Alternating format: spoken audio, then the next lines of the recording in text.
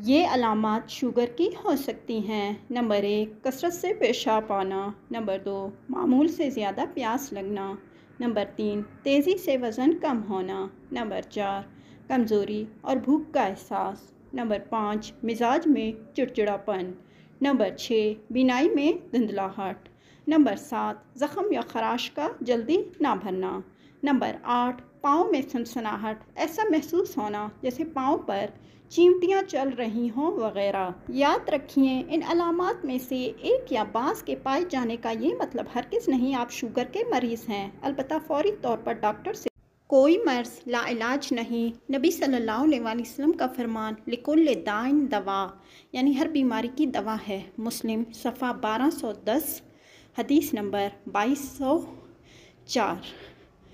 यकीनन बुढ़ापे और मौत के सिवा कोई बीमारी ऐसी नहीं जिसकी दवा ना हो। हाँ, ये बात ज़रूर है कि कई अमराज का इलाज डॉक्टर अभी तक दरियाफ्त नहीं कर पाए। डॉक्टर्स का तजर्बा बताता है कि एक बार ये मर्ज़ लाहक हो जाने पर उम्र भर दवा का इस्तेमाल खुराक की तरह ज़रूरी हो जाता है। अगर शुगर का मरीज़ खुराक में मुकम्मल एहतियात, दवा का बाकायदगी से इस्तेमाल और वर्जिश का मामूल बना ले तो शुगर के नुकसानात कम से कम हो सकते हैं। पैदल चलने की आदत डालें। रोज़ाना 30 मिनट पैदल चलने का मामूल बनाएं। पहले 10 मिनट आस्ता, इसके बाद 10 मिनट तेज़ और आखिरी 10 मिनट फिर आस्ता चलें। नीज़ ग्लूकोज मीटर अपने घर में रखें और वक्तन फ़ौक्तन शुगर लेवल चेक करते रहें।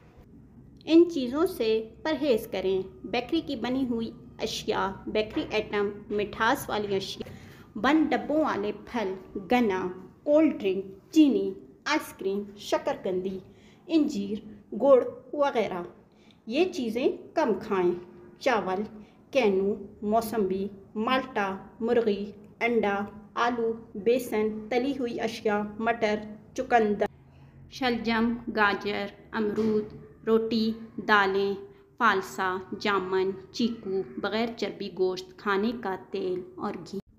मुफीद ग़ज़ाएँ: करेला, अरवी, कद्दू, सलाद, तूरी, हरी मिर्च, मूली, भिंडी, बंद गोभी, फूल गोभी, बैंगन, हरी और सूखी प्याज, ककड़ी, खीरा, लीमू वगैरह।